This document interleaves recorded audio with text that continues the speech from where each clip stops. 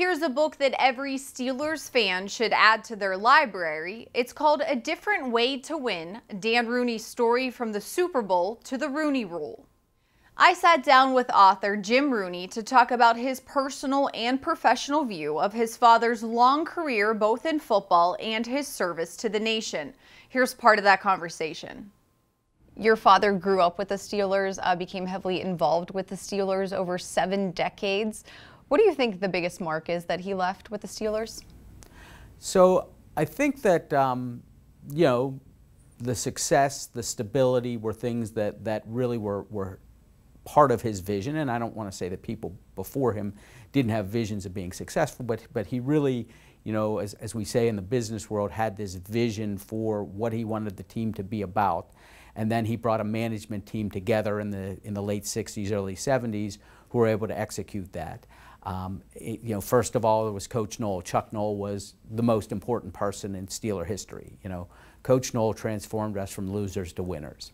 And he did that by being singularly focused, by setting the expectation that we would win the Super Bowl championship, and then by being this fantastic teacher. And not only did he teach all of the players, but I think he taught my father.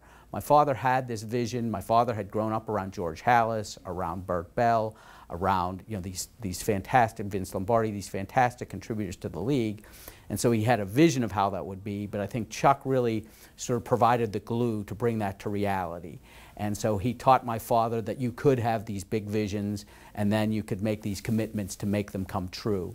Another person on my father's management team was Joe Gordon. So Joe was, he was called PR director, but now he would be, chief marketing officer, chief communications officer.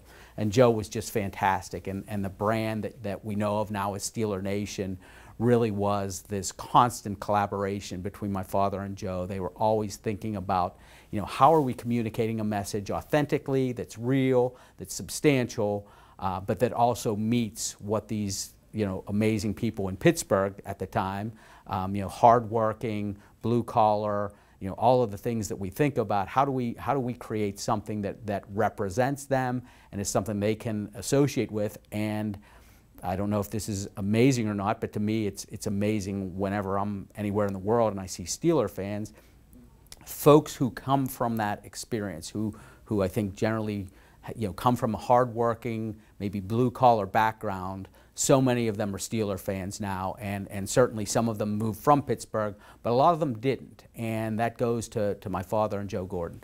And then the third person is Bill Nunn. And Bill Nunn was so important because my father had sort of come of age during the civil rights struggle era in the United States, and it really affected him. It affected him personally. He always believed that people should be treated fairly, and he saw examples over and over again where there was a lack of equity.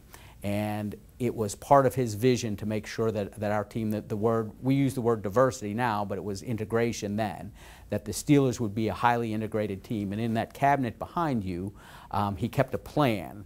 He had what we call either a business plan or strategic plan, and in that it talked about being a highly integrated team.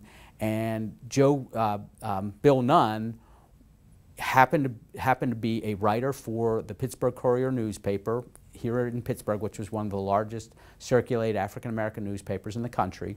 He was their sports editor, and he had for years developed a historically black colleges and universities, an HBCU all-star team.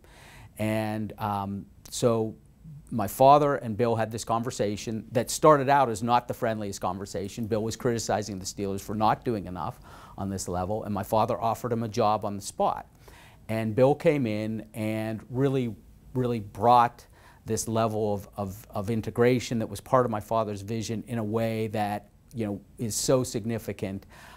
We drafted between 1968, I believe these numbers are correct, 1968 and 1976, more players, twice the league's average of players from the historically black colleges and universities than any other team. And then if you look at the empirical benefit that they brought us, more games played, more games started, more players in the Pro Bowl, all of these metrics, we outpaced the rest of the league. and you can tie it directly to expanding the pool of talent and having a group of people that at that point other players weren't. And then ultimately, the #1 metric was the winning percentage in the Super Bowls.